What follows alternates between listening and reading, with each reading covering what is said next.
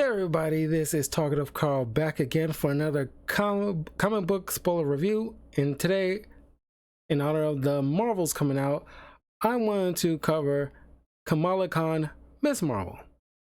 Of course, eventually down the line, I will cover Carol Danvers and Monica Rambeau, their own comics at some point down the line. But considering that had two discussion videos talk about Kamala Khan and the changes that the MCU made and then eventually the comics made upon the character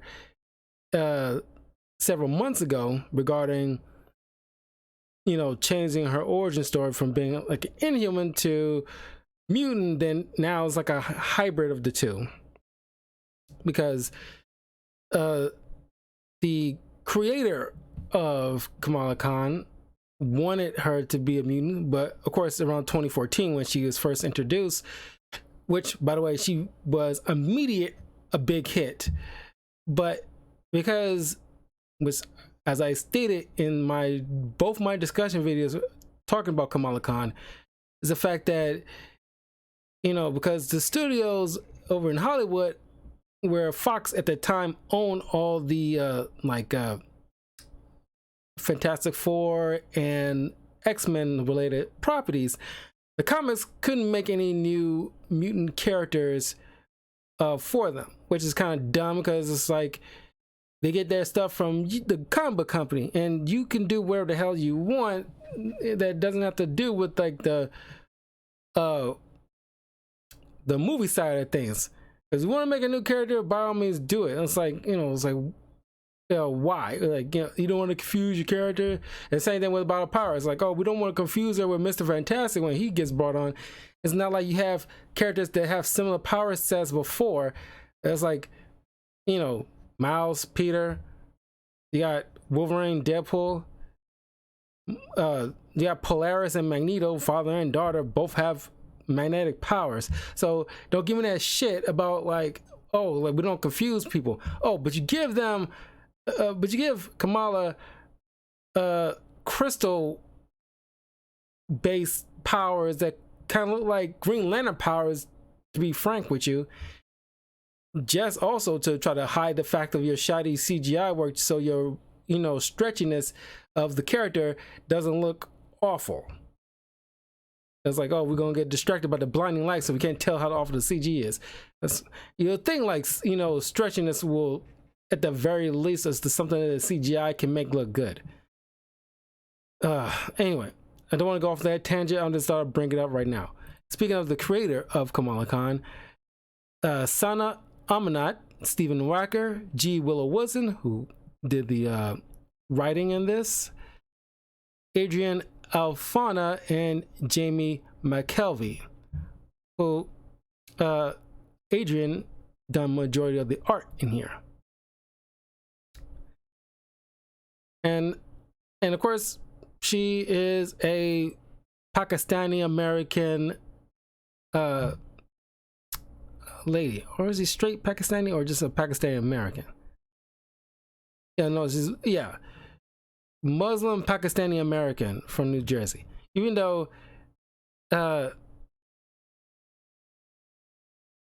no, because I'm about to say, like, even though there's been times when she's been like depicted like, oh, she was like a baby and, you know, they move, her parents moved from their country of origin to America, but no, she wasn't born yet. Anyway, her powers, like I said before, she's a mutant inhuman hybrid. She a long time ago, her ancestors gene was mucked with by Kree celestial type situation. Matter of fact, let's go here because I keep screwing that up.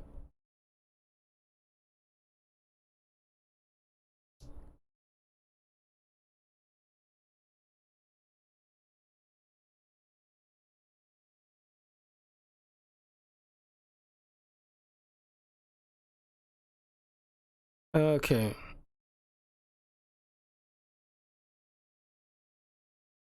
Uh,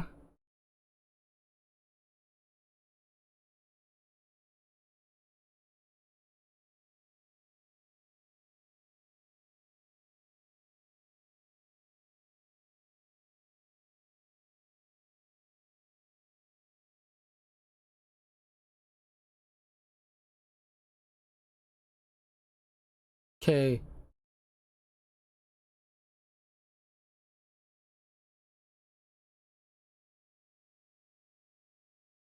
The crew experimented on a Homo Neanderthalis, Homo sapiens, hoping to end the genetic stagnation afflicting them, and also trying to create weapons in their war against the Skrulls, the inhuman in Homo supremus, or humans, Homo sapiens inhumanus, was exposed to pterogen crystals. Yeah, so it was the crew who experimented, like I said, on the early Homo sapiens. And later on down the line, those dormant powers, once exposed to pterogen mist, current day people who have that genetic makeup will have powers. Pretty much off-brand X-Men.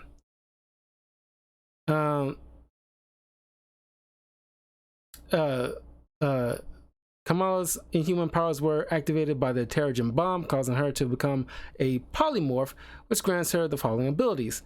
Morphogenetics. Kamala's cells manifest mutable properties due to the fact that she is able to share her mass through time with different versions of herself on a molecular level. Ms. Marvel time travels whenever she uses her powers. Kamala can stretch, deform, expand, or compress her entire body or parts thereof into a contagious shape she can imagine for a variety of uses. The whole time travel thing, that's, not recent, but I read a Kamala Khan story last year when, they really leaning into the whole multiverse thing, and she bumped into other versions of herself. I can't remember the full aspect of it. It had its moments, but I don't remember it, really going gaga over it. Elongation. Kamala can extend her limbs, torso, or neck to great distances. Size alteration. Accelerated healing factor. She's able to heal, but she can't, change her mass or elongate, because that will negate the healing. So she needs to remain in her plateau state in order to allow the healing factor to do its thing before she can morph again. Appearance alteration. Able to alternate her appearance, including hair and clothing. Bioluminescence. Kamala's body emits a glowing yellow energy signature when using her morphogenic powers. Mutant physiology. Kamala possesses an unrevealed power from her mutation, which I imagine will coalesce, because they're leaving that kind of blank right now in the comics, because I imagine they want to coalesce it with what's going on with the MCU, with those energy crystal things, which is still fucking dumb, but whatever. Charles Xavier believes that Kamala having her inhuman powers activated first was suppressing her mutant powers. Xavier noted that unlike other mutants, Kamala was able to make contact with pterogen mist without suffering any ill effects. Yeah, because pterogen mist was poison, I'm pretty sure it still is, poison to mutants that already have their powers fully active. Since she was turned before her body got a chance to possibly mutate, that became the standard, and it halted any type of mutation thereof. Weaknesses: electromagnetic pulse. Ms. Marvel's body is vulnerable to EMPs, which can weaken her elasticity. Overexerted healing. Overuse of her healing factors temporarily weakens Miss Marvel's electricity powers. Quantum hijacking. Due to the spread nature of her powers across the quantum manifestations, Kamala's powers work like Wi-Fi. If someone else is connected, they can pull the mass transference to themselves rather than let Kamala have it and send images into Kamala's head. Okay. So now we go over her powers and get a bit of understanding. Let's go on with the origin story. Now, of course, Kamala, if you watch the TV show, has two friends. One guy named Bruno, who we obviously don't talk about, and then her childhood friend, Nakia. And, of course, there's that, if you remember from the TV show, that white girl who was like an influencer. She, shows up here too. Which, by the end of the story, just because they chase, they end up becoming friends, just like in the TV show. But anyway, and maybe it's because of the writing, because obviously person of color would have experienced this at least once or twice in their lifetime. And this is she being like a stupid kid. I forgot her name, the white girl. She make these little remarks where, of course, Nakia picks up on the undercutting, like this, like little subtle little hints or jabs about her culture, or what the stereotypical mindset of what she thinks about their culture, and she making this little, subtle jabs. But of course, Kamala being a little, innocent about it, thinking like, oh, she's, she thinks it was genuine when it wasn't. And of course, she's, it's a coming of age story. She's trying to navigate through school, trying to figure out life, her family, she lives with her parents and her older brother. So she's trying to be like the, good Pakistani daughter of theirs. But, she's at the age where she's 16. She wants to hang out with her classmates. But of course, maybe not totally strict, but her parents, don't want her to go out where there's things like drinking and boys and stuff like that. And of course, they're just being protective. You might argue they're being overprotective, but it's like, when you have kids, you want to make sure you want to avoid any pitfalls or scenarios that would possibly involve pitfalls that will land your kids in some type of trouble. You're trying to mitigate that as much as you can. You can't control everything. That's like the biggest lesson I think all parents should learn. But the fact that, they probably should let go of the reins just a little bit. But you can see this, because just because they're from a different culture doesn't mean that you cannot see this family in your family. Because Bruno comes from like a,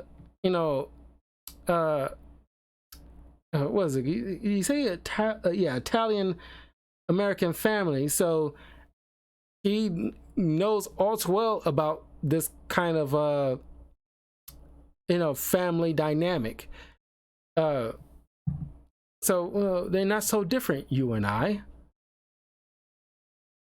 But she wants to go to this party where like her classmates are going to, and Bruno going to, and it's like, but they like, nah, you're not going.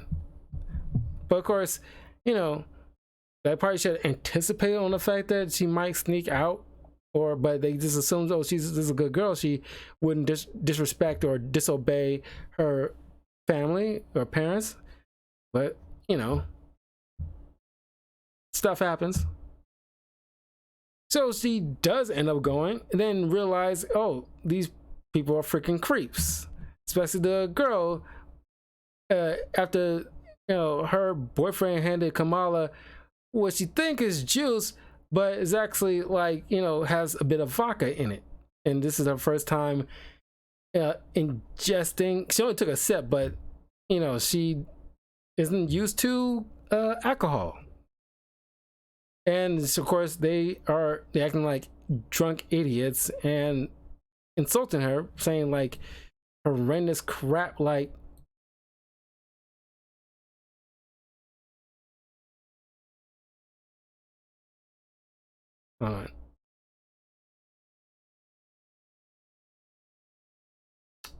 crap, come on.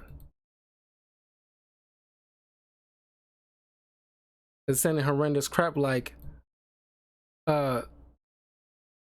Kamala, no offense, but you smell like curry. I'm gonna stand somewhere else. I was like, fuck you, bitch.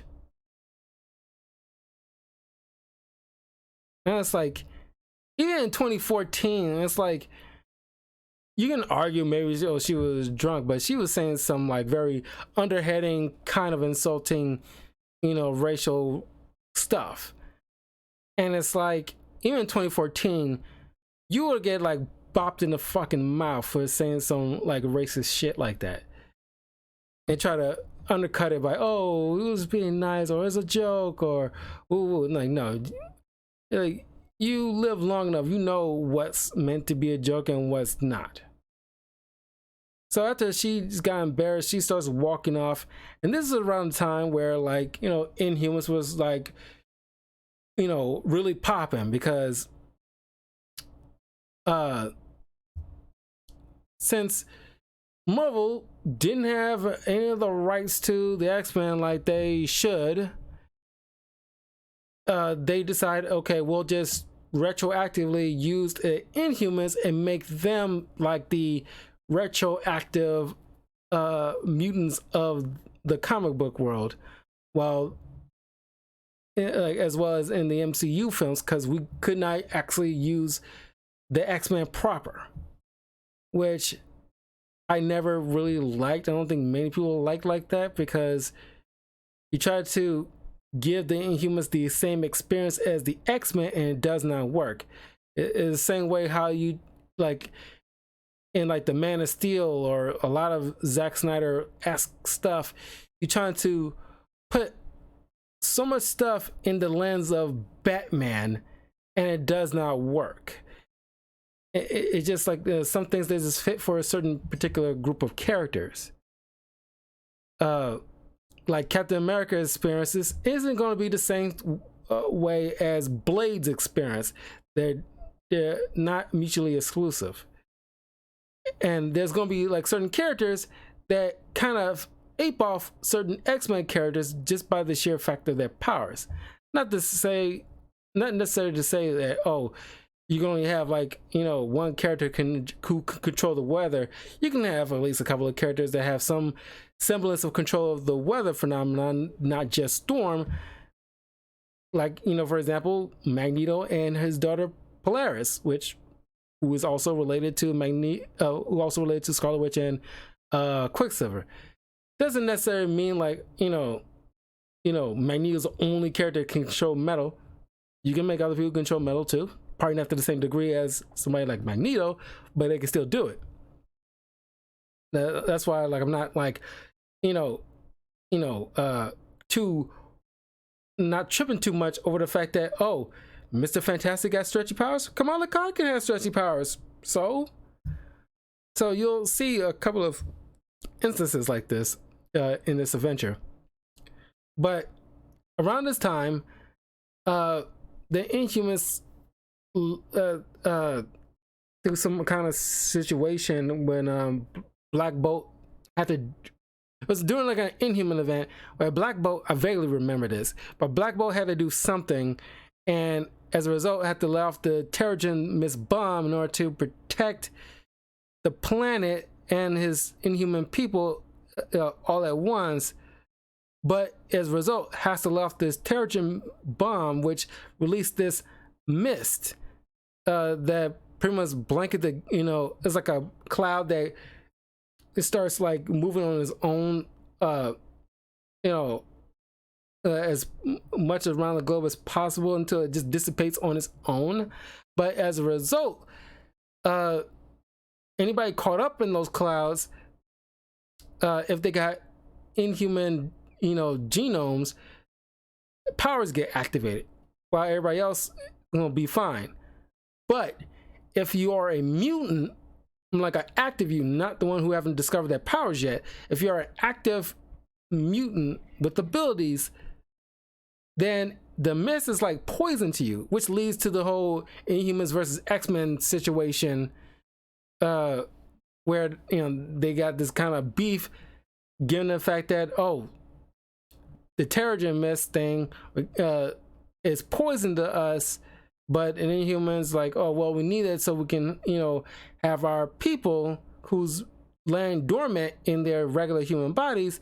They need to be free. So we need to allow the mist to do their thing, or at least, there was whole thing. It was dumb as hell to try to force a fight between mutants and the X-Men. This is not organic at all.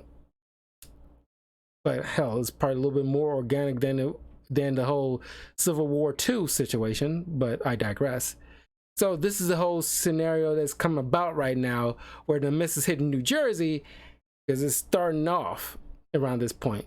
So the mist hit New Jersey, and a few people got smacked, but Kamala got caught up while she's trying to get home before her family realized she left out of house after curfew. So she ended up passing out and seeing visions of, because she's total Avengers fangirl, but more specifically Miss Marvel, Carol Danvers. She sees visions of her, Captain, Iron Man,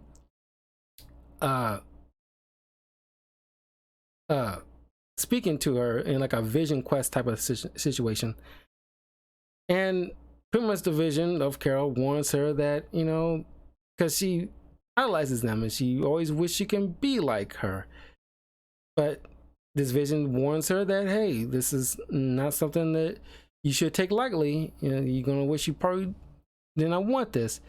And she wakes up out of her cocoon because, latent Inhumans get cocooned when hit by the Terrigen mist, and then once they emerge, their powers are set. And she wakes up looking exactly like the 90s costume Carol Danvers at that time, known as Warbird. So obviously it freaks Kamala out, because she doesn't know how to wield her powers right. It's, because it takes some definite concentration and kind of like a muscle she has to learn to flex over time. Because right now it's like brand new, out of whack.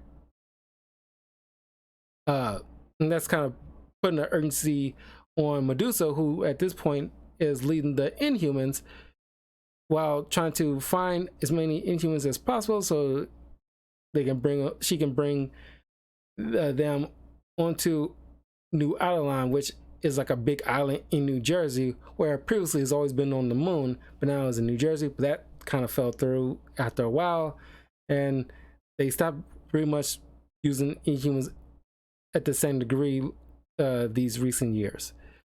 Here and there they pop up, certain moments, but after the Inhuman TV show and how crap that was, they decided, okay, we need to back off of Inhumans wholeheartedly, which I think that was a wrong pivot, because the Inhumans wasn't like a bad idea, because they still part of the Marvel brand.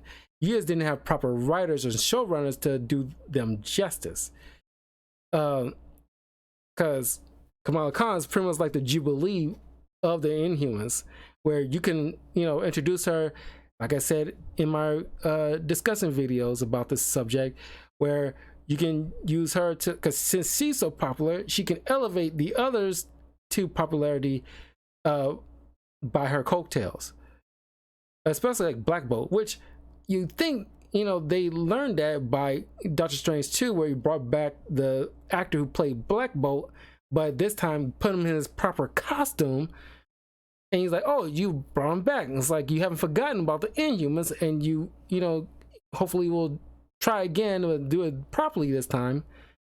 Because, like, you know, it's not like it wasn't like a bad idea. You don't toss out, just like the same thing with Iron Fist. It's like they're not bad characters. You just had either bad actor or bad writers involved in the making of these shows involving them. Now you know better, get better writers, and better directors to steer these characters in the right direction that is suitable for the audience. Because there are Iron Fist fans out there, there are Inhumans fans out there. You just didn't like the result of what you're trying to put out. Don't know what the headache was exactly, but it was a whole mess.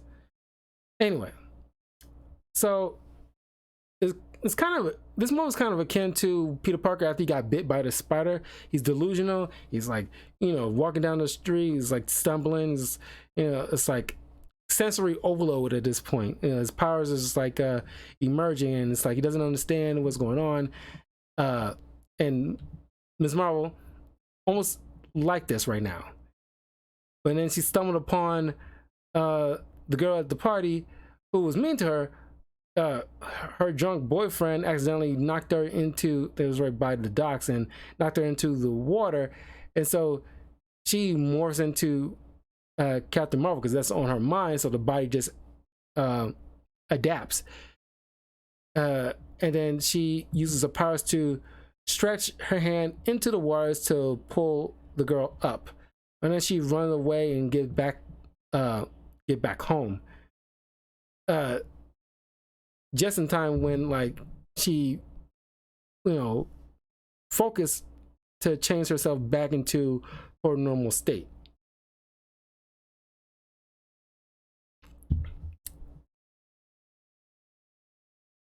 Of course, it was right that moment while you seen this little sweet moment between her and her older brother. Crap. Older brother's name, because I'm blanking on, because I know that, you know, her father's Abu and her mom's Amani, but her brother's name.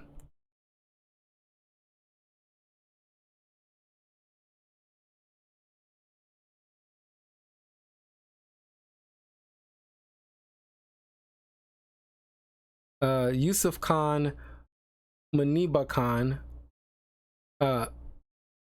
Amir, the brother.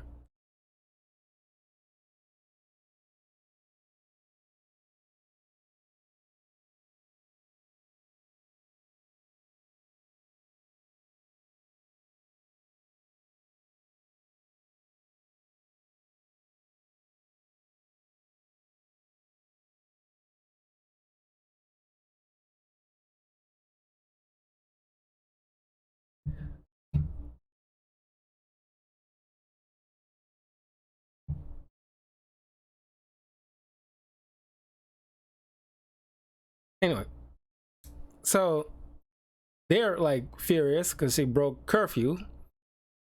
Amir is like comforting her and everything like that, but it's like, oh, by the way, the mom and dad already know that you snuck out.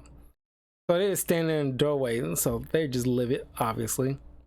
But they asking her like, what's going on? She can't let them know about her powers and all that other stuff. So for all intents and purposes, they think like, oh, they're lying. She's lying to us. She's sneaking out.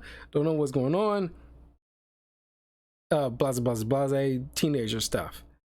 Of course, down the line, eventually, the parents and the brother will know about her superhero lifestyle, and it's kind of like a mainstay in the comics currently. But there's a brief period there is like a secret identity situation. I like the art in this whole pencil art kind of, I assume it's kind of like pencil art type of situation. They kind of change it up in a brief middle of this 19-issue run, which is fine, but I think I like this particular art style.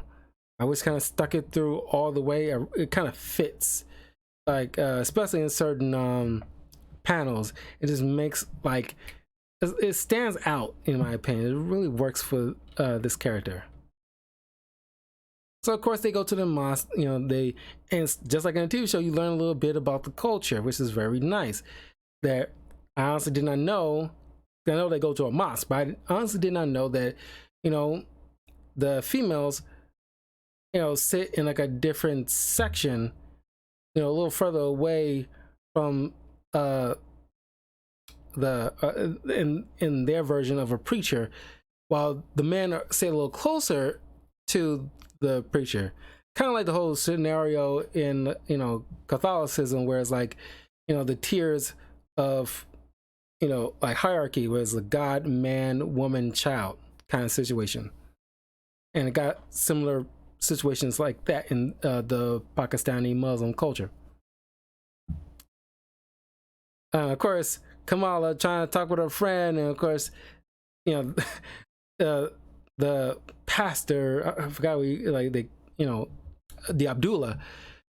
Did they call him Abdullah?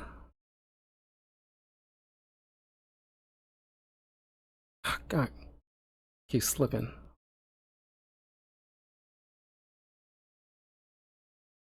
Yeah, Abdullah.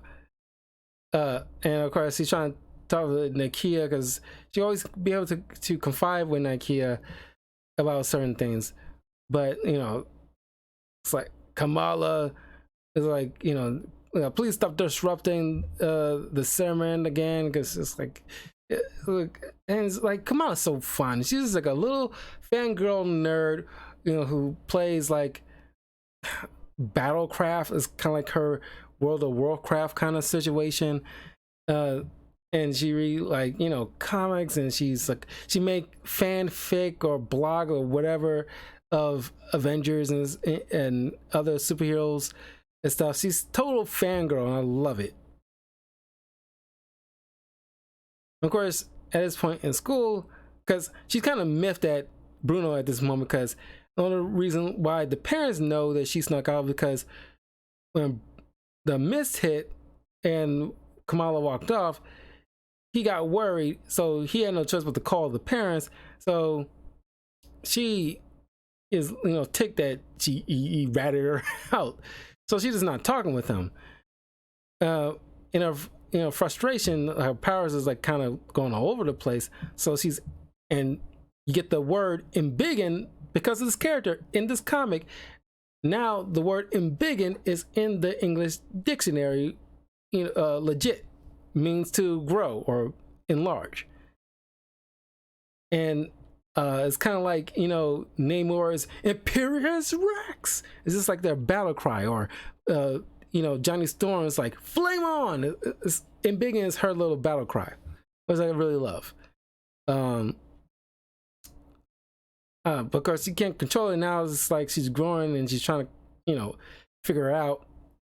And she's like learning to turn herself into her mother and stuff like that, but then turn back. But she messed up like the ladies' locker room. Now she got detention.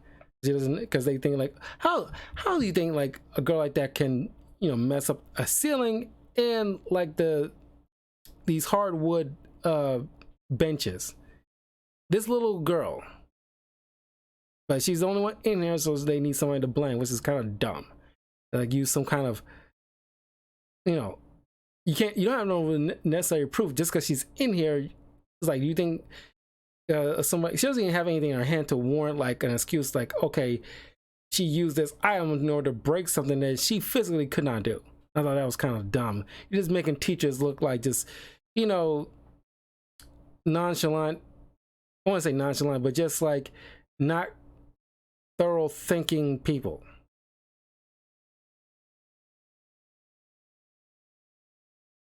But then she's, you know, walking down the street passing the Circle Q, which is like a convenience store there where Bruno works at. And she sees what seems like a robber, but turns out to be Bruno's brother, who, like, but in the TV show, Bruno doesn't have a brother. He's like an, you know, only child scenario.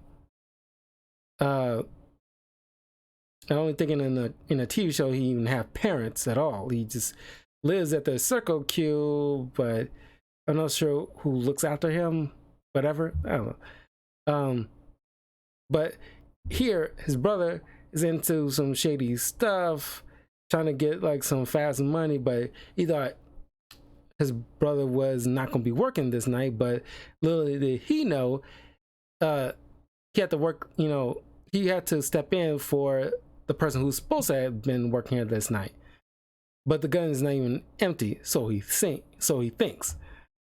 But Kamala sees this, assuming that Bruno's about to get robbed. She morphs herself to look like Captain Marvel because she doesn't have a costume yet, and she doesn't want to get found out. So she burst in, looking like Carol Danvers. So she subdues the brother, but the gun fell out of his hand and it went off, and she gets shot in the stomach. And it's probably the first time she actually felt something like this. It's like, oh, it's serious business. Because for all intents and purposes, in her mind's eye, writing fanfic and all this other stuff, she thought, I want to say she thought is all fun and games, but she did not acknowledge the severity of being a superhero and the dangers involved in this. And, going through this arc, she learns like she'll come across certain characters in the Marvel universe, was giving her a bit of some life lessons in terms of this world. But she was going to get shot eventually. All superheroes get shot eventually. You're dealing with people with like guns or lasers and something like that. It's like they're gonna get rocked at some point. But Bruno sees as his friend calls the cops, but she tells him like, don't do that. She'll heal, but she doesn't want nobody to find out who she is because she doesn't want her parents flipping out. Just very Peter Parker-esque. I don't want my aunt finding out because she will go crazy. So the police like sees this super mysterious lady in this kind of makeshift domino mask, and it's like, whatever. I'm not trying to. You're just some new superhero, I guess, but I ain't trying to deal with the paperwork.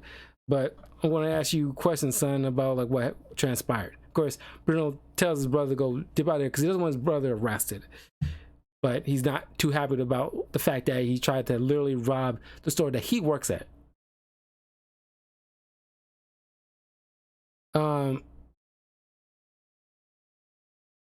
Kamala goes to, after she gets certain items from her mom to do her proto Miss Marvel costume, she, with the help of Bruno, tracks down the brother and using like the GPS tracker, goes to this Greenville area in Jersey, this abandoned little house, and finds these teenagers there.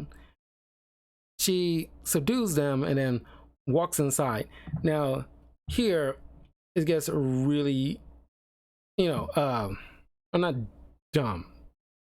Some might call it dumb, but it's just like very what's the word? Rookie. It's a very rookie mistake that many many superheroes do, but one that comes to mind off the top of my head as my review earlier this year of Ultimate Spider-Man, where the very young Peter Parker makes the same kind of mistake as he just bursting in on Wilson Fisk's building, trying to think that he can be able to stop him, underestimating the circumstance, didn't do any recon, didn't stick around, didn't observe the situation, see what's what, and gets totally, gets butt handed to him. Miss Marvel right here has learned this very same lesson, where she sees Bruno's brother tied up because the person he worked for is called the Inventor, who is utilizing these teenagers, who is wielding these little mini robots that help kind of subdue her, because when her body's getting in contact with like some kind of electricity, at least enough voltage, which kind of like nullifies her elasticity for a brief period, got caught completely off guard, which she ends up having to run away and leave Bruno's brother. So she is like, okay, she's a kid, she doesn't know any better, but you think you follow along with like certain superhero stuff, you will come across the whole lesson about like walking to a space ill prepared without knowing the severity of the situation. Kind of dumb, and it would more than likely get you killed. So she ends up running away back home, but using so much of her powers, especially healing, causes, you know, I guess like affecting her metabolism a bit. So she has to eat a lot more calories than your average person in order to compensate for the energy needed to expand and heal. But she ends up falling asleep at the table, which, you know, assumes, you know, the parents walk in assuming that, oh, she's up to something. But her father consoles her, you know, saying like, you know, you can, you know, whatever you're going through, you know, you can always come to us. We're here for you. And she gives vague responses because she cannot tell them the full thing. But she ends up getting grounded because she did break curfew. But she took a moment to hang with Bruno in order to get some training now. She needs to learn how to wield her powers effectively, and like just, you know, like, you know, work that muscle so that way she doesn't just go off half cocked. So she learned to stand on her legs so she can go great distances. Not necessarily makes her faster, but she's able to do long strides in order to cover great distances. Things of that nature. And of course, she learns to eventually hide her uniform underneath her clothes so that way she can make quick switches. So she ends up going back to this house, better prepared in her new Miss Marvel uniform now, the one we all know and love, before they changed it up in the whole X-Men, recent X-Men stuff. So she shuts down all these robots and rescue Bruno. And you realize we learn about this whole inventor guy who's pretty much this giant bird cockatiel, a human hybrid thing. And I can't help but think of like, you remember the old Animaniacs where it's like, you know, that the, forgot what you call that guy, the, you know, chicken hawk or whatever, chicken, but nobody realized until the end of the skit that it's like a giant chicken. It kind of reminds me of that, like almost immediately. And I haven't even thought about that little skit from Animaniacs in so many years, but it just brought it up immediately. So this guy's gonna be involved in this rash of teenager kidnappings that's happening across Jersey.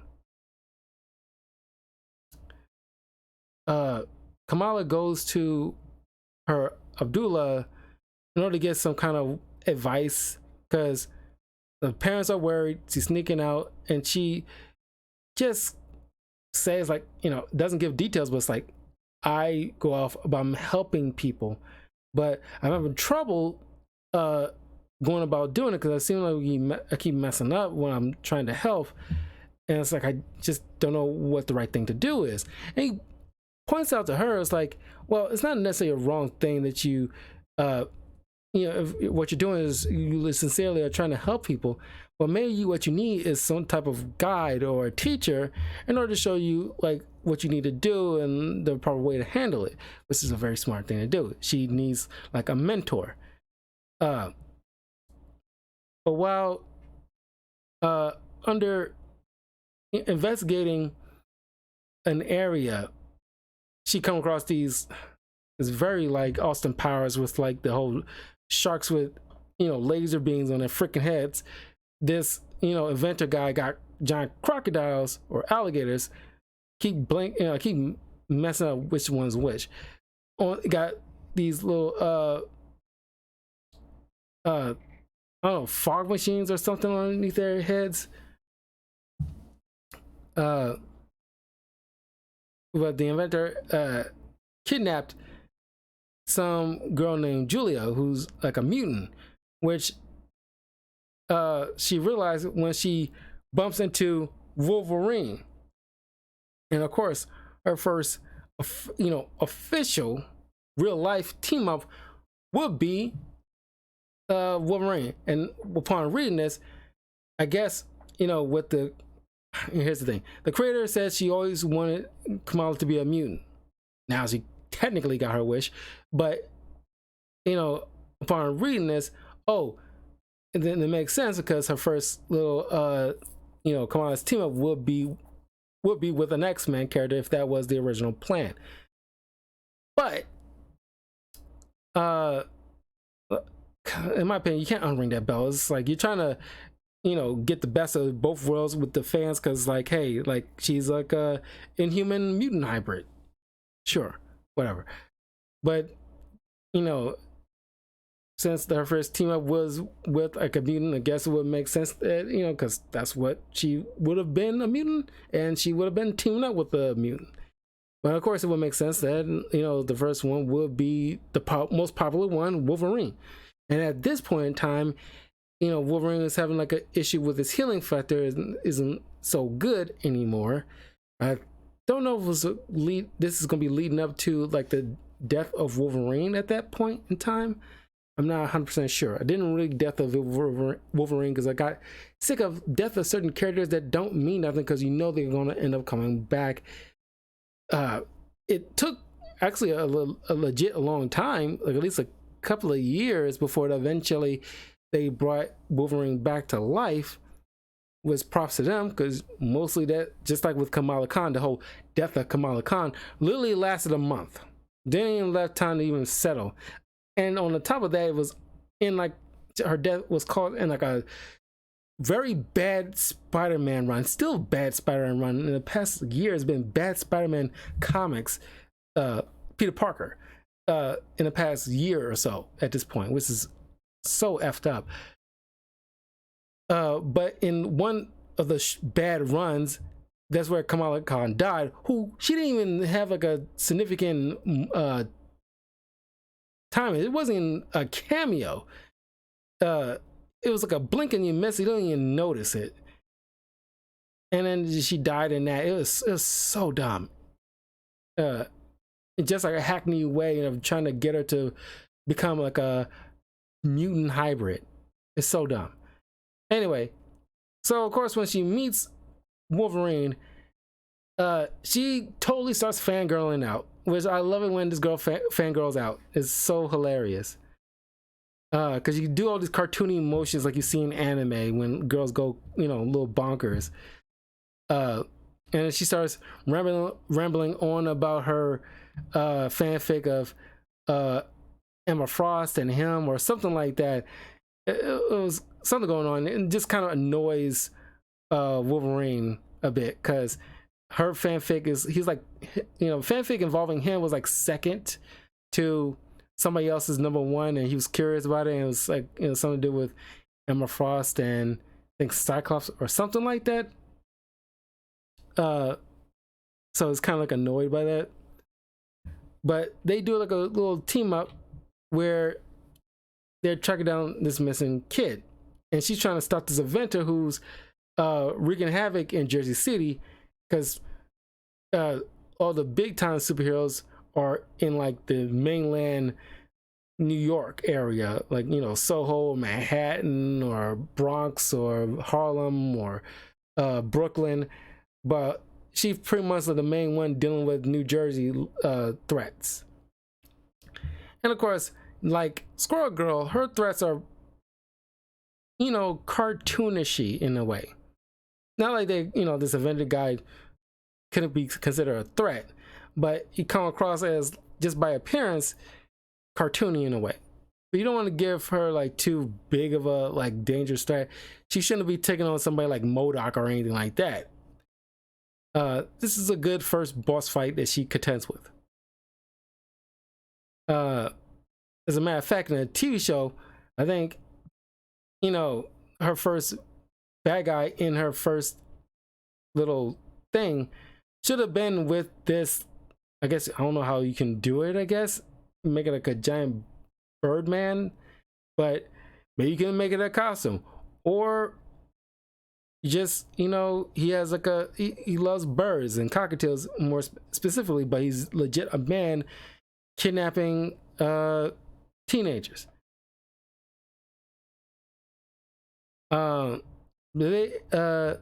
Wolverine and Kamala takes down this giant crocodile, but she feels horrible because she doesn't like hurting people.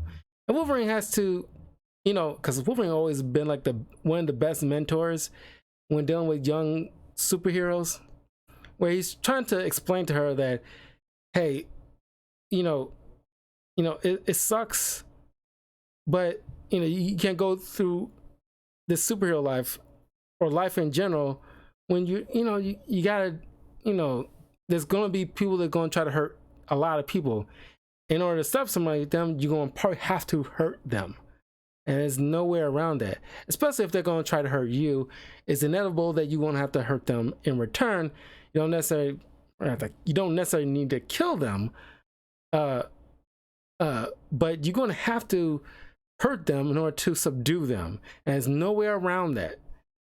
It's kind of something that she has to like learn. Like, as much as she is bothered by that, it's better to learn now than learn like in like in a harder way down the line, especially when lives are on the line, not just yours. So they end up finding this Julie character because he's a mutant, and Wolverine was sent out to try to find her because she was kidnapped at the Jean Grey School of Higher Learning. At that time, Jean Grey was running the School of Mutants. Before that eventually got turned upside down. Anyway, Wolverine tells Kamala he owes her like €1, but and then he eventually relays the information to Cap and Medusa about this young new Inhuman kid.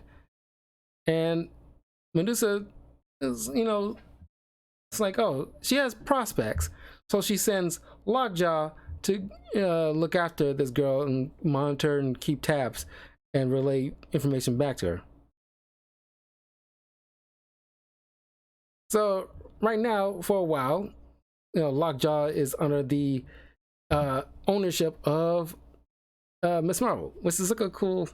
It's like hanging out with Lockjaw is always a fun thing. A lot of people love Lockjaw, but there's also a teleporting dog, and which benefits her in the long run.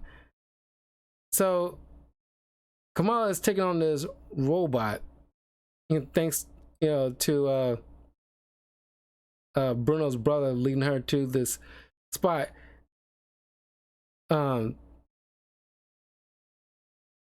try to track down this inventor guy to bring him to justice.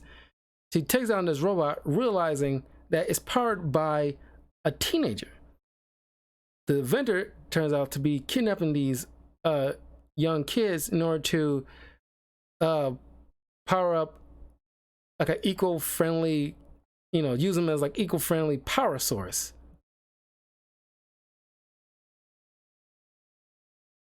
So now the stakes are really raised when Kamala got to put a stop to this, because it's kind of like very, not only is messed up to kidnap young kids, but also to use them as living batteries is super messed up. So she had to really put a stop to all this.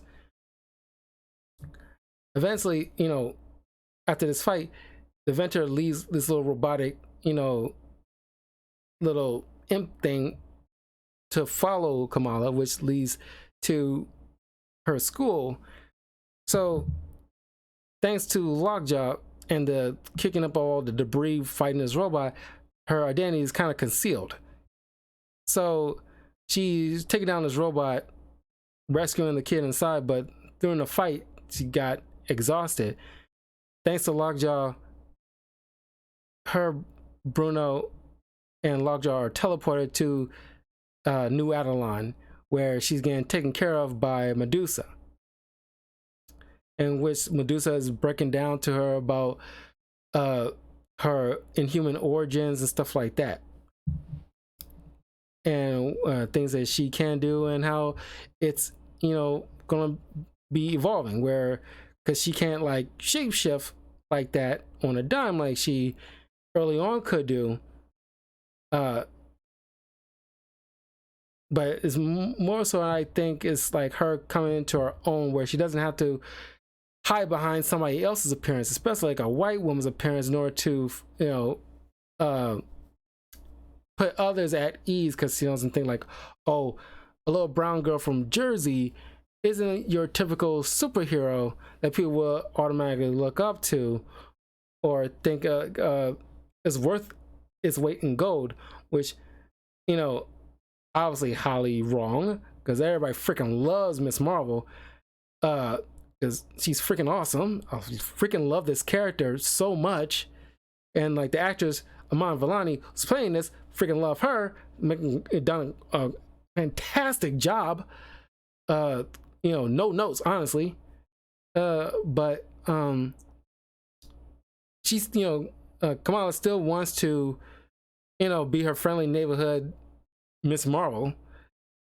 So after she's healed, she goes back to try to deal with the inventor, but he invented this kind of like one of the robots had these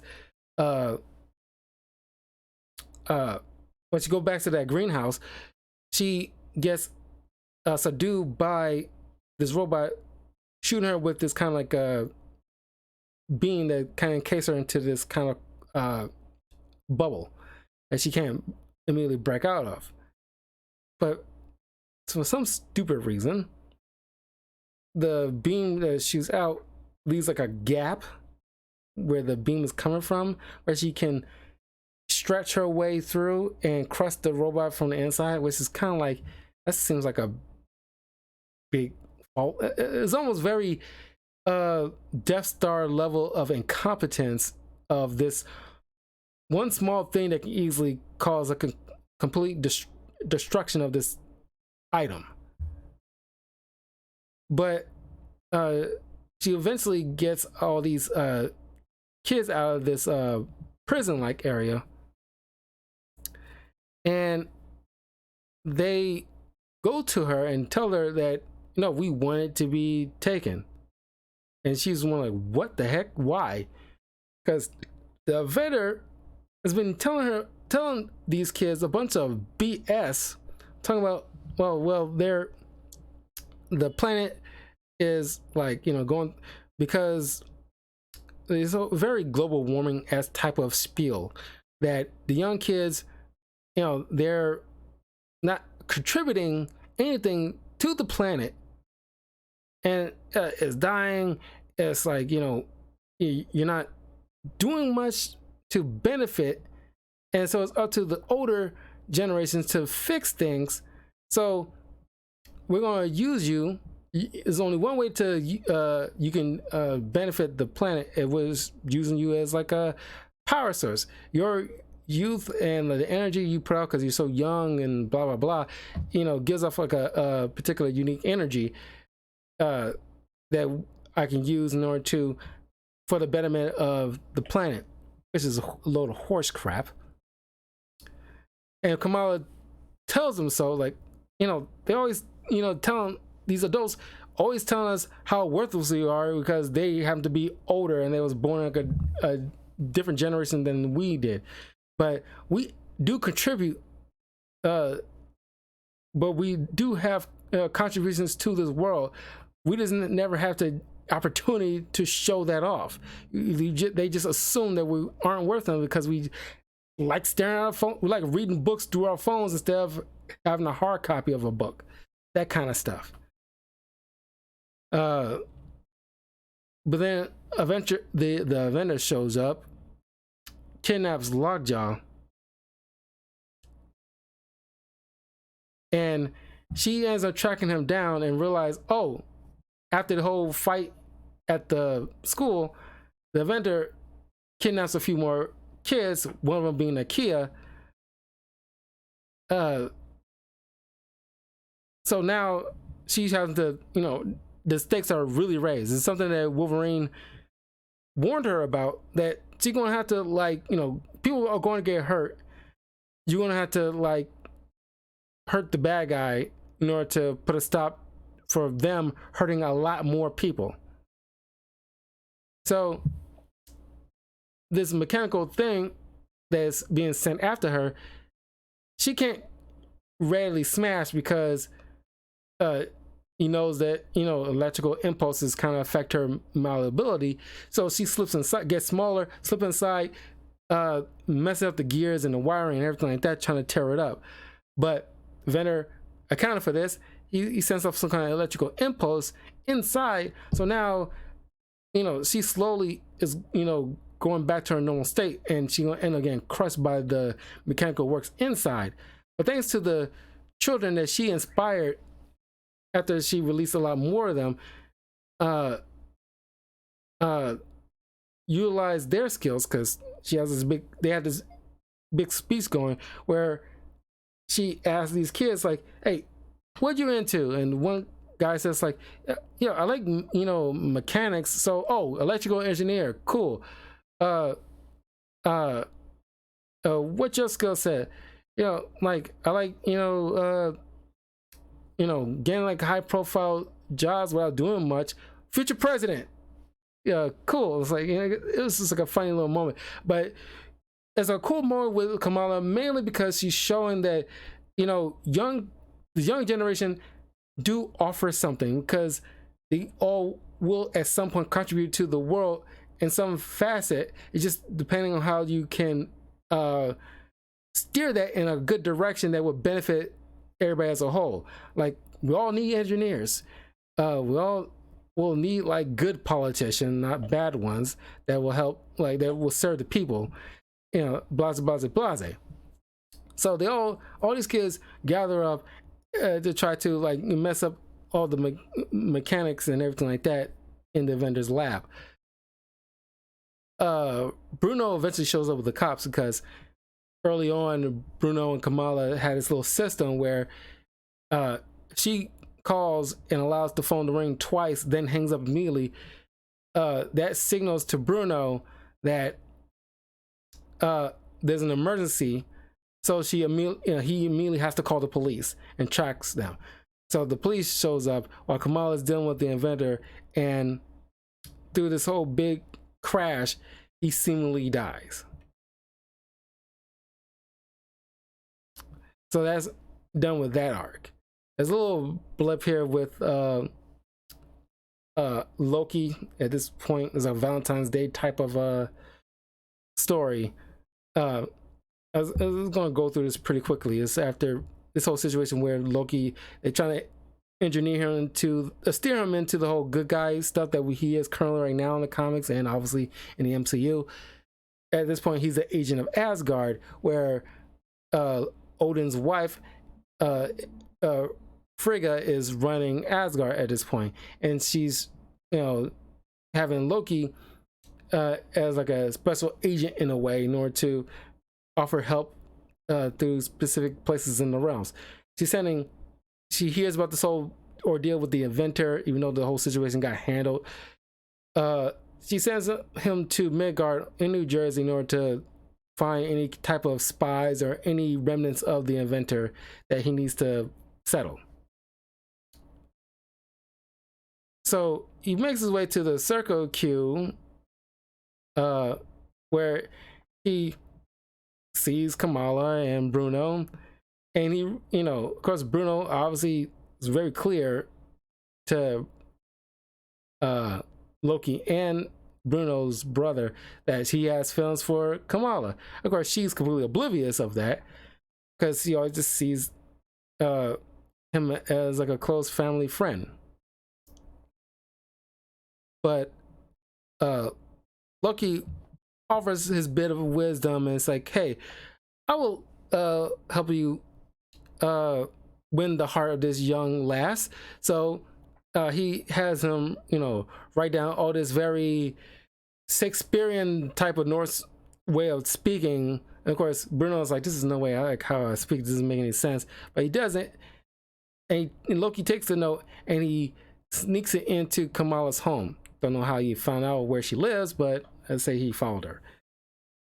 But of course, this is like an anonymous note, so she assumes it's some kind of secret admirer, but it also could be a stalker. Because nobody has secret admirer notes like that. You know, it's weird. And of course, Bruno wants to ask her out to the Valentine's Day dance, but she, that's not her jam. But she goes to see like this supposed secret admirer just to see who he is, not necessarily confront him. So her and Nakia kind of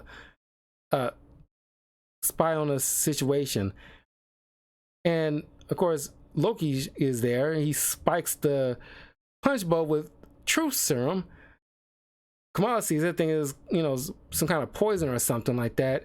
Comes in as Ms. Marvel and tries to put a stop to Loki's shenanigans. And of course, this is like a high school. So like a bunch of teenagers who kept a lot of stuff to themselves, now blurting out all kinds of truth bombs on everybody, causing a lot of people to fight, cry, causing chaos, mischief. Even when he's a good guy, he cannot help himself. So him and Kamala try to duke it out. And he, of course, does his illusions and stuff. But eventually, she clocks the real one. But thanks to one of the teenagers hitting him with the spiked punch bowl, he started, like, you know, speaking all these truth bombs and everything like that himself, which, you know, subdues him long enough for like peace to come out. And so he admires the cut of Kamala's jib. So, you know, realizing, oh, there's no situation with the vendor here, everything seems all good, and it looks like Miss Marvel has everything handled, so I'm gonna leave a parting gift. So he puts a magical warding on the school grounds, so if anybody else tries to come and disrupt everything here, there's a protection spell which helps Kamala a great deal, which we'll see at the end of the, you know, run. Now we get back to the, you know, business where Kamala is training with the Inhumans.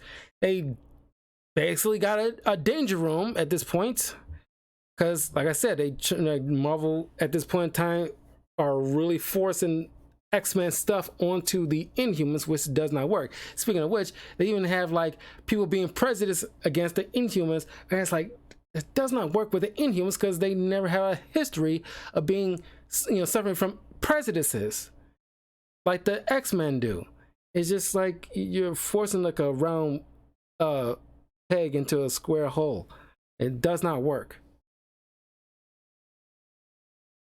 But Kamala gets home after training.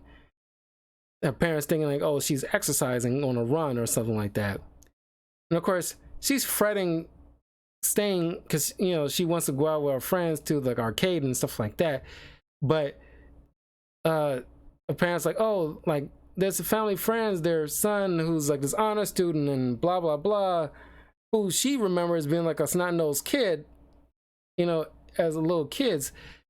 He shows up because they lived in Texas for a while and they're visiting, and she sees him like, oh, swoon, because he's like, oh, he's a hot dude now. Because, like, you know, the whole ugly duckling format here. So now she's totally all over him, especially at the fact that he he's into the same stuff as she is into, like the whole video game thing. So she is totally like sprung. Of course, like he offers to go out to like the see like the newest games and stuff like that, but the dad's like, it's like, bring your like, well, you're not going. But then she compromises, like, oh well, we can bring Amir along, he'll watch us, because she's so desperate to have some alone time with this boy, so thirsty. But the brother's like so annoyed, but he goes along with it. And all this time he's making sure that these two are like 3 inches apart from each other. It's like, nah, none of that hand-holding bullshit. Like, nah, don't try that crap here. But then, like, on the street, this inhuman girl who calls herself Kaboom, with obviously electrical powers, which is like not a good matchup when Kamala was stretching his powers. But she has to put a stop to it. She runs off, changes into her Miss Marvel clothes, and takes down this inhuman who's spouting, ironically, racist crap about like regular humans being subhuman compared to the inhumans who's supposed to be the superior ones in her eyes. So Kamala, not liking all that spiel and ruin the name of inhumans, she kind of went overboard when taking down this girl, and ends up putting her in like lands her in like a neck brace situation, which she feels totally bad for. But amongst the chaos, she runs back in the alleyway to change back into her regular street clothes. But Kareem, which is the boy's name, sees this and tells her and confesses to her that he's also an inhuman, and his inhuman powers is that he gets very glowy, but he has very gambit powers, basically, where he takes a inanimate object, charges it, is kinetic, uses his kinetic energy, honestly, and transfer it into the inanimate object to let it explode. Well, kind of similar to Gambit, only Gambit charges up the latent kinetic energy in any object to let it off. He doesn't transfer from him to it. That's the slight difference. But as soon as I saw him describe his powers, I was like, man, that's totally Gambit.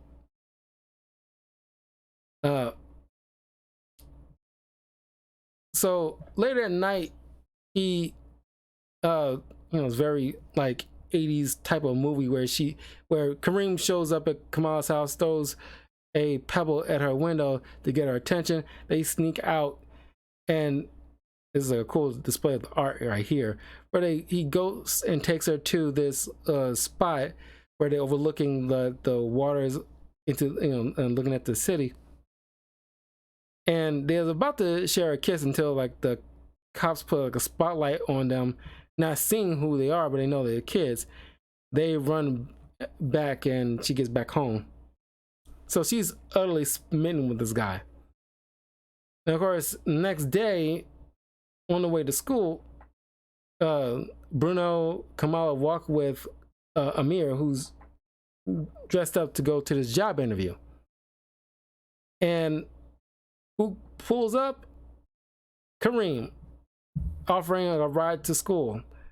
And of course, like, Amir is waiting for the bus, and so he just immediately doesn't like this guy.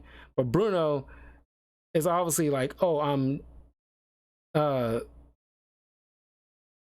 oh, like, what the hell? I like, because obviously he likes Kamala too. Now he's kind of like, he's a little jealous, but because he doesn't know where this guy come from, what the hell is just going on. I'm totally blindsided.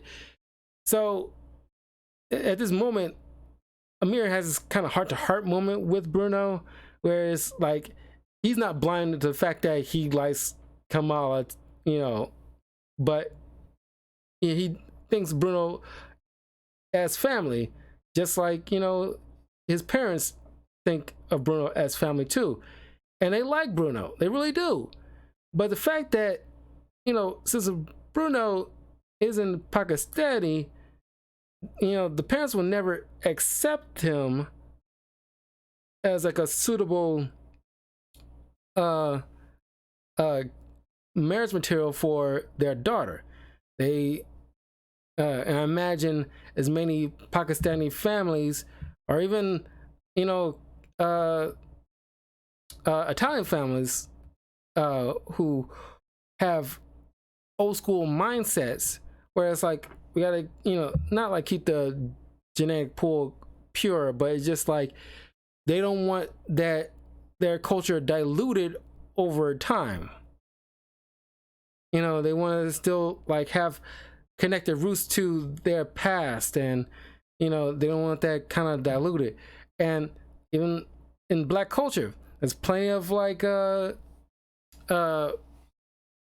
Black parents and grandparents who have that kind of similar mindset, that they want their children or grandchildren to be with another Black person in order, so our culture won't be diluted over time, which I think is kind of, I won't say it's bunk, but it's just that, you love who you're gonna love. And it doesn't mean that your culture will be like completely non-existent if you keep up with like certain traditions, because there's plenty of families out there where it's Black, Jewish, Hispanic, Pakistani. There's plenty of people who have interracial relationships or marriages, and they don't let their children or even grandchildren forget about where they come from, so that won't be totally lost on them. As long as you kind of not let them forget that, it shouldn't be any big problem. Of course, I honestly don't care who I end up with, as long as I love that person, whether it be Black, white, Pakistani, Hispanic, Asian, doesn't really matter to me. But I don't want to retroactively have forgotten where I came from because I have a kid with said person. But that's something that's important to a lot of families out there.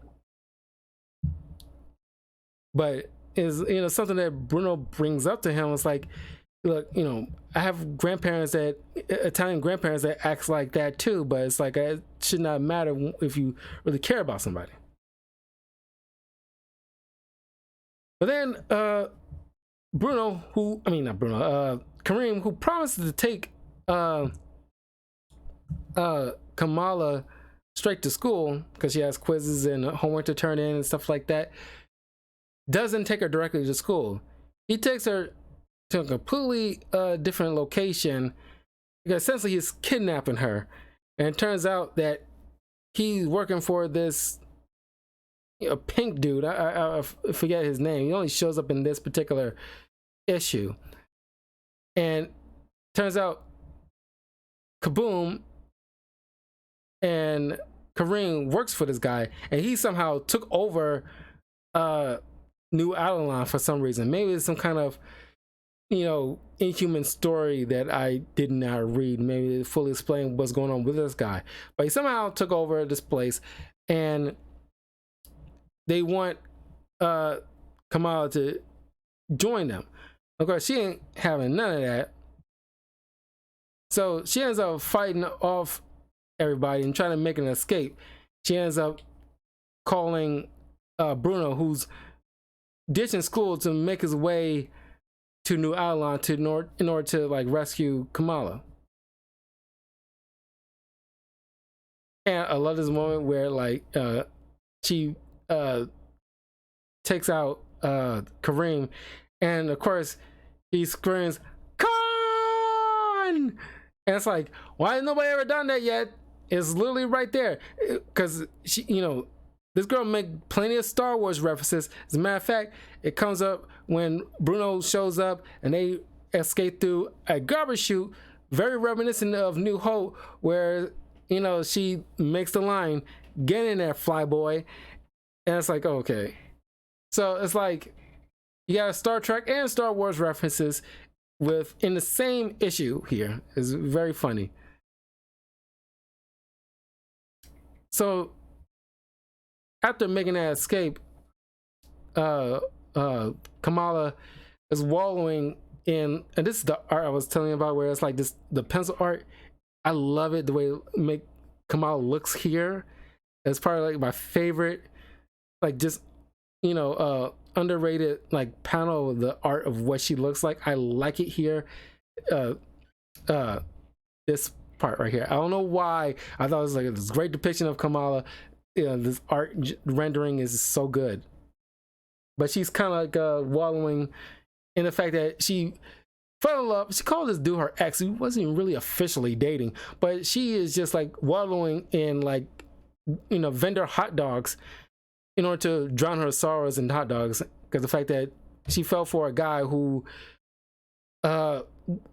was trying to sucker her in to, you know, this evil dude. He's a henchman to some other know nothing type of guy, but he lied to her essentially, and he was definitely about to be her first kiss, and it was something that she was going to regret. Luckily, that always got interrupted, but she still feel bad because she still fell for him. There's always those extra gorgeous guys that always like trip up a lot of girls. But these last little 4 issues is around the time during the incursion event, and this is leading up to the particular incursion where like different realities are colliding with each other, so things are going hectic in Earth 616. And this will be around the time after this whole event is done, where Miles Morales goes from 1610 Ultimate Universe into the 616 mainline universe. So things are, you know, going nuts, and Kamala is trying to lead everybody as much as she can to the school gymnasium, which is still warded by Loki's magical protection, which unearths like these golems that protects the school from any foreseeable threats. And I'm thinking like, oh, nice they, you know, brought that back. But she's still worried because when she's trying to find her family to lead them to the gymnasium, Kareem is there, knocks out the parents, you know, thanks to his powers. He just puts them to sleep, unbeknownst to them. And he kidnaps Amir. And of course, he's not telling where he is because him and his boss are trying to, since Kamala's not going on to their side, they figure like, oh, well, since you have a brother, more than likely he's an inhuman, got low-key inhuman too. He just never got hit by the gas yet. So I'm gonna, like, you know, he kidnaps him and is about to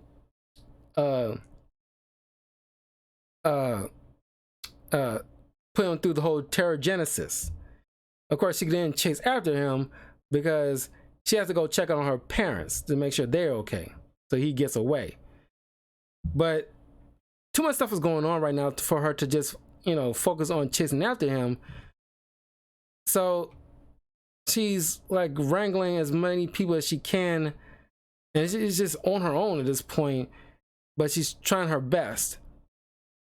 But when she's going on the roof, just trying to take a minute because it's too much. Like a lot of this hitting her all at once is too much for this young new superhero where she was just the friendly neighborhood Jersey girl. But in comes Carol Danvers, Captain Marvel, just casually standing next to her. It's like, you know, what she say here, because it's like very funny. Nice uniform. Nice uniform. Still not sure how I feel about the name. It's pretty much like, you know, you did kind of hijack my name, so it's like, you know, my old name, but you know, whatever. And of course, in total Kamala Khan fashion, she totally geeks out And it's like I got such a long speech prepared in case I ever met you. And Carol's like, well, I'm glad we can avoid that embarrassment then. But she's just like, because it's like, as much as she loves the Avengers and stuff like that, Kamala is her idol, and she's the one person she feels like she can totally confide into about like it being too much. I'm not sure what's going on. Can you let me know? And of course, Carol's not being too not divulging too much about what's really going on, because at this point in time, it feels like, oh, it's the end of the world kind of situation, but the Avengers are going to do whatever they can. But she heard about Kamala a long time ago. She's never, I guess, got around to come visiting her, but I guess it's now as time as any to go check this girl out to see what she's all about before things seem like it's going to end. She doesn't want to regret not meeting this young girl that took up her moniker. And of course, and it's like, I love this moment when she teams up with these different heroes and learning from her betters, essentially, in order to become like a great superhero herself.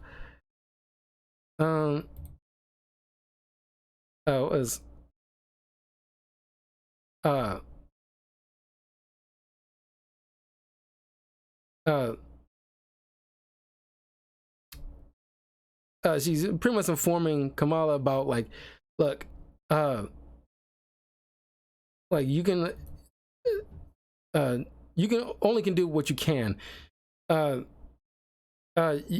can't stop everything, but you can choose how you can meet the situation head on.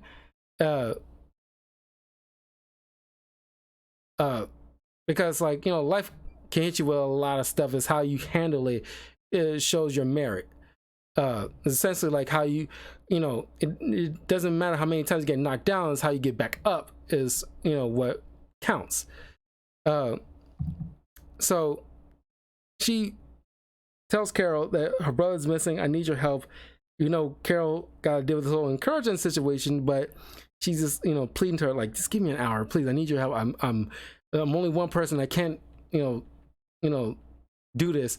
So there's a little team up, because obviously you can't have an arc without, especially an origin story of like a kid like this taking up a mantle of some other superhero that's still alive, mind you, without that superhero teaming up with this kid. So they go on a search for any leads on this Kareem guy and where his new hideout, because obviously they ain't gonna be going back to New Adeline. That's obviously not a good move, because that's where the first place they could probably gonna look. But all the while they stopping all these little random acts of crime where people trying to loot everything.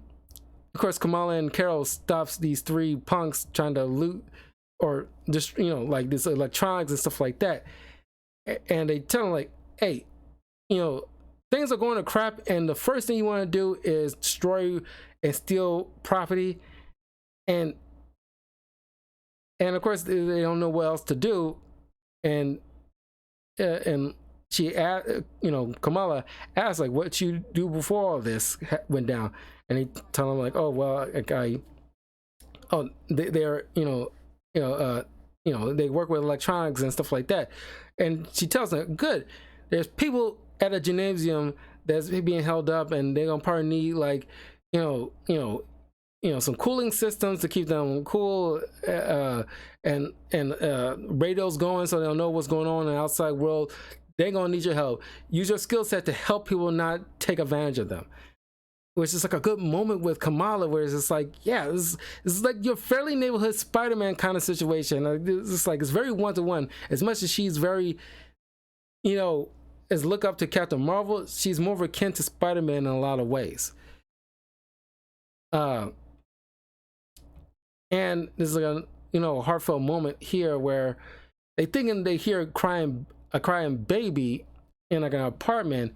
They go in and they find like a bunch of cats surrounded by food and water, and they were, you know, theorized like, oh, like the people who were staying here probably, you know, left them, and they figured like, oh well, they can't take them all, so they left a bunch of food and water so that they won't starve to death.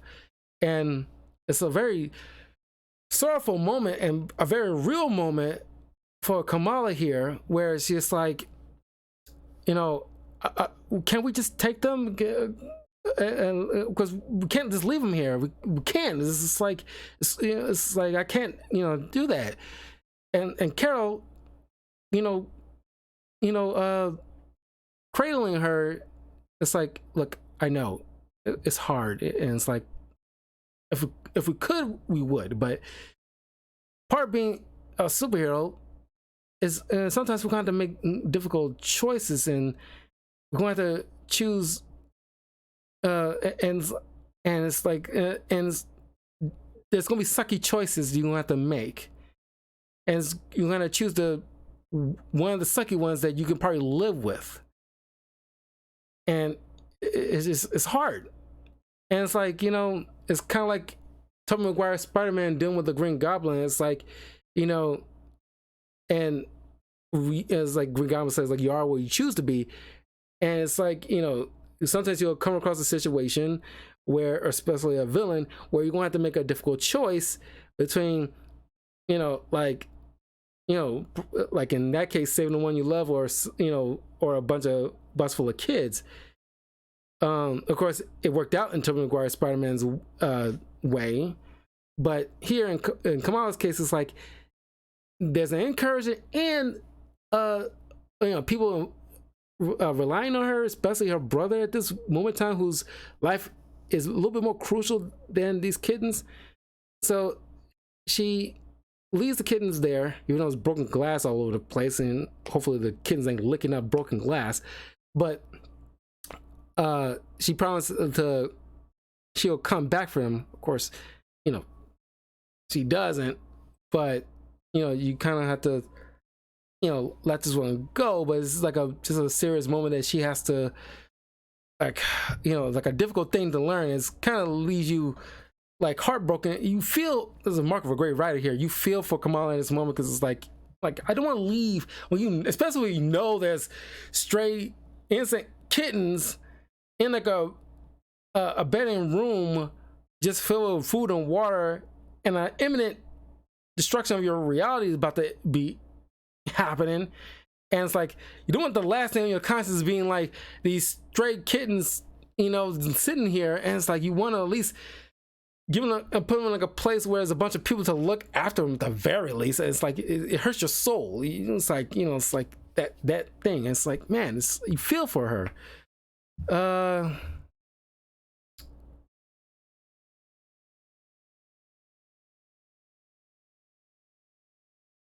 Sorry, I had to make a separate little section for because, you know, so many slides I had for this.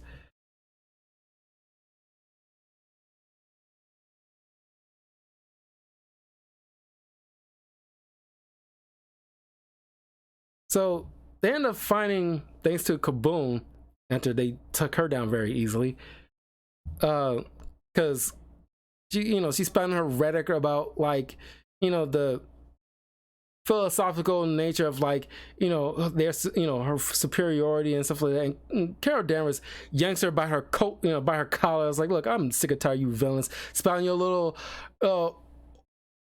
overly, like, you know, philosophical worldviews, and there's a bunch of crap just to make you feel like you're better than everybody else. I ain't trying to hear that. I heard it too many times. You know, just, you know, shut up. And I like that moment. It's like, yeah, you know, like these old school veterans heard it all. It's nothing new. Blah blah blah blah blah. And she leads them to where Bruno's being, you know, hidden, and he's already getting hit with this gas, but it's not the same Terrigen Mist. It's something else that Kareem took from New Avalon that isn't like a, you know, tried and true Terrigen Mist, but it still unlocks something, even though it's like temporary. At least I think it's temporary, but he has, like, you know, like that mutant character armor, the little girl who has like, you know, power of energy armor kind of thing. It's like something like, you know, Amir is doing right now. But I don't know if it's like temporary or not. I'm pretty sure it's temporary. I don't think he's actually like any type of superhero, because he gets into this argument with Kareem about like, I like my life. I like, you know, going to the mosque and praying, and like, you know, just living an ordinary life and doing what I do, which is, you know, very rare. So many, you know, writers want to take anybody associated with the main character and try to make them into like, you know, superheroes in their own right, which is kind of like dumb. The first thing that came to mind was like in the Supergirl TV show with Jimmy Olsen, and he's trying to be like, you know, this, you know, vigilante named Guardian. And it's like, oh my god, it's like, not like Jimmy doesn't need to be a freaking superhero. He's fine the way he is, and he's trying to give him like something to do, and it's like, stop it. Um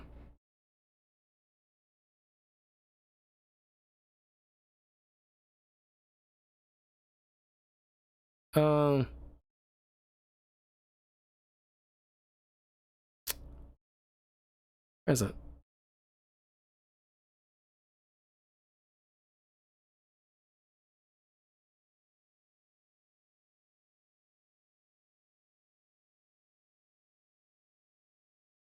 Sorry, just 1 second.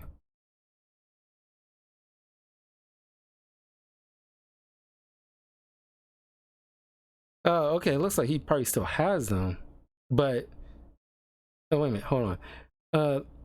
Psionic force fields. After being exposed to an unknown chemical stolen from New Avalon, the cells of Amir's brain produce a potent manifestation, enabling him to project a field of psionic force, which he could manipulate into a number of relatively simple forms around his body, and shockwaves. Whether or not the powers were temporary and wore off with healing and prayer as suggested, or Amir still retains them, and remains to be seen. So they haven't really touched on that since this. So if somebody's, you know, more than inclined to, they can always come back and like, hey, you know, Amir can still, you know, shoot out force fields. But after he takes down Kareem himself, Kamala and Carol takes him to the safe zone in the school gymnasium, where he's being taken care of by people. This is where Carol hands Kamala this necklace that's also a homing beacon. Tells her don't lose it, but she lets her know how proud she was of him, of her, and all that she's accomplished so far in that little short span of her superhero career. And she, you know, does a fantastic job. And of course, she doesn't want to relay too much information about what's going on with the incursions, because she knows it's probably not going to bode well, but she doesn't want her last moments to be just of sheer panic. As much as she doesn't, you know, as she tells Kamala about not letting the normal people know too much about what's going on, because they already panic as much as enough as it is. You don't want to add to the fact that the reality is going to freaking end upon crashing into this other reality. You don't want to add to that, because you know, mass panic is, you know, is always, because it's already mass panic. And to Kamala's point of view, she's just like, oh, is this gonna be like Mad Max Land or something? It's like, sure. But of course, it all works out, obviously. But at this point in time, you know, it's like, oh, how is this gonna work out in the grand scheme of things of the 616 universe? Of course, they're not gonna get rid of 616; they just modifying it. Anyway, she flies off to deal with whatever else is going to happen, while Kamala is speaking with certain people. This is going to be probably the last moment she'll probably have with it. She has a moment with her mom, and Mama confesses that she already knew that Kamala was Miss Marvel, given the fact that the moment when she first donned her proto costume is when she first took notice, and then she pretty much, got that confirmed since then. And she's, lets her know how proud she was of her. Of course, the dad doesn't know, but of course, currently in the comics, all the family knows about Kamala's superhero career. And she shares the moon with crap. What is this girl's name?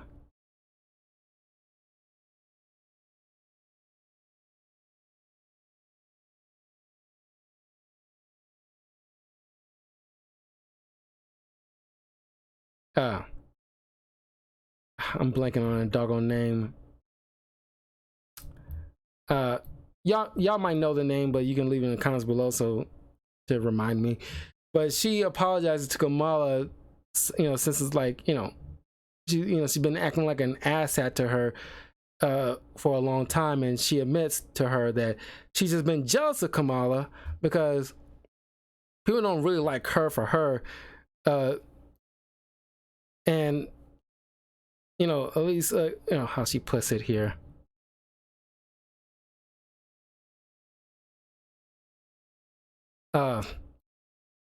Even my friends hate me, guys hate me because I won't date them, and girls hate me because there's this strange idea that we should spend all our time competing for guys.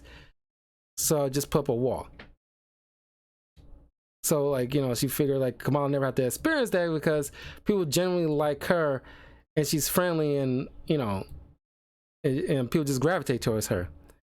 So she wants to be able to like apologize for like the racial remarks that she spouted. She really wanted to be friends with her and everything like that, so she wanted to get that off her chest. And so I think in the current comments that she is part of Kamala's friend group. Then it's kind of funny, I didn't even notice this until this conversation where Kamala is apologizing to Nakia because Nakia felt like Kamala's kind of ignored her for a while, where they always hung out, they always talked with each other about everything, but Kamala seemed to be closed off and off doing her own thing, and she barely see her anymore. And I'm thinking back, the last time we saw Nakia was when she was trapped in like the inventor's little container thing, and like we haven't seen Nakia since then. And I was like, wow, that is I completely forgot about this character, even though she's supposed to be like the main support system, but we mainly saw like just Bruno for the most part. And of course, she apologizes by quoting Frozen, "Do you want to build a snowman?" And I chuckled. I ain't gonna lie, I did chuckle. And I was like, oh my god, don't tell me that's Frozen. And of course, Frozen would be popular around this time, so they made up. And then her and Bruno go up on the roof when the accursed thing is really like at this point approaching. And of course, Bruno finally confesses his feelings towards her, and she had a feeling herself, but she doesn't want to ruin the friendship. And they're still young, and it's like you don't know how things might shape out. Things could things doesn't probably won't work out, and then might ruin the friendship, blah blah blah blah blah. But all she want to do is spend the last moments with her best friend, and then a white light envelops them, and then the issue ends here. And it's kind of like it doesn't end on a cheesy moment where they just make out in this imminent death situation, or quote unquote death, but it's like yeah. But I think this is like a satisfying ending. Of course, you imagine her and Bruno would eventually become like a possible item.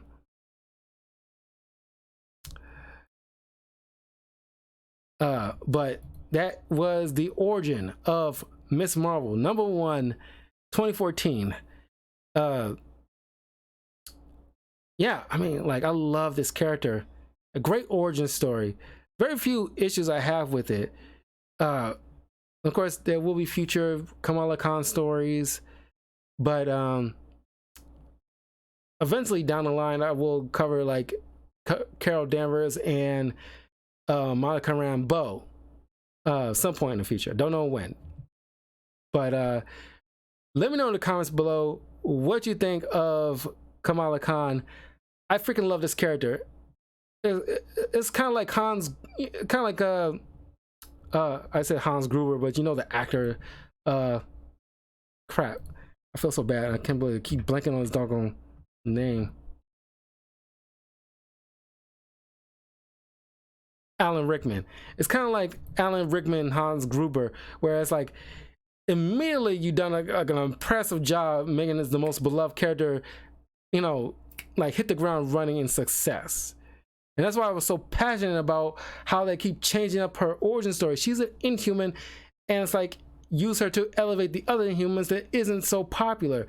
And it's like don't retroactively change her. You can't unring that bell after 10 years of being an Inhuman. It's because you could not utilize her as an X-Man from the beginning because what's going on in Hollywood with the studios. I call cap. That's so dumb. Like they get the inspiration from the comic book industry, from Marvel Comics. So you can do what the heck you want if you want to make new mutants.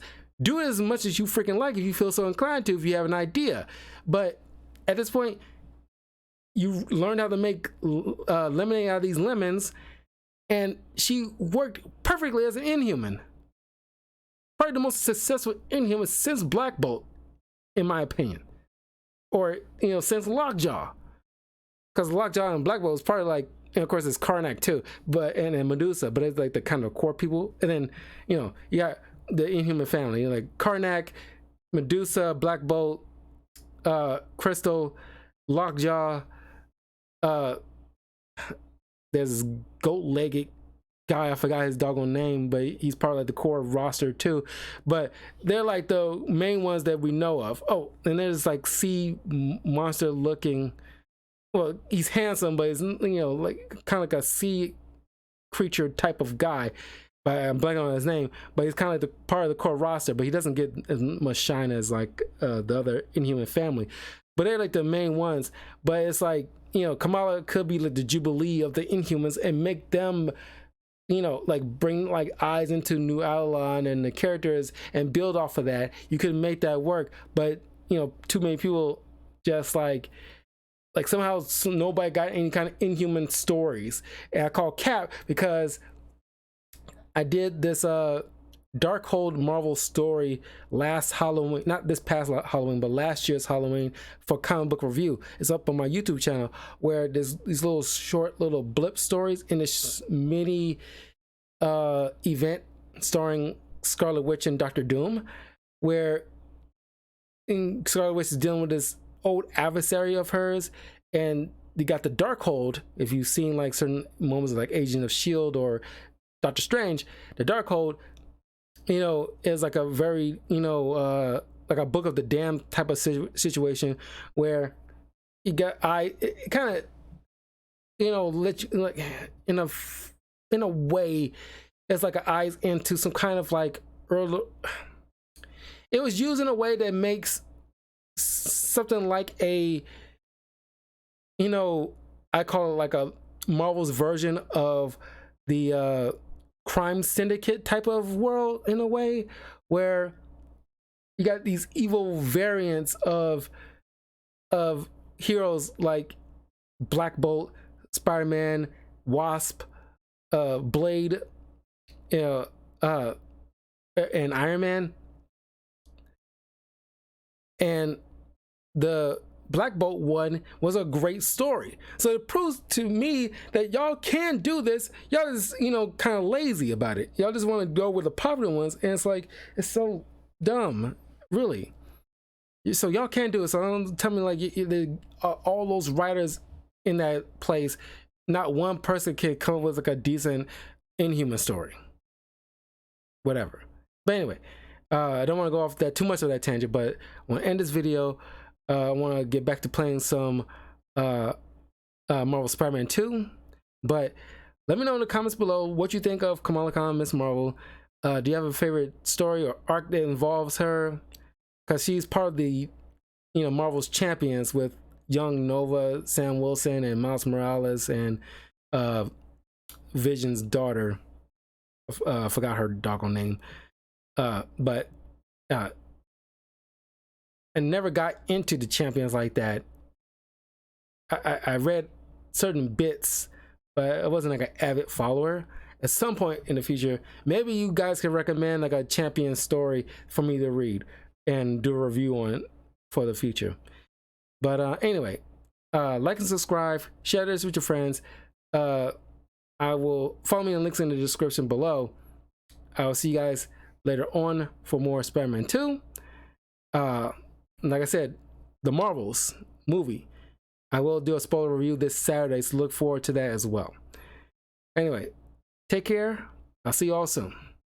Peace.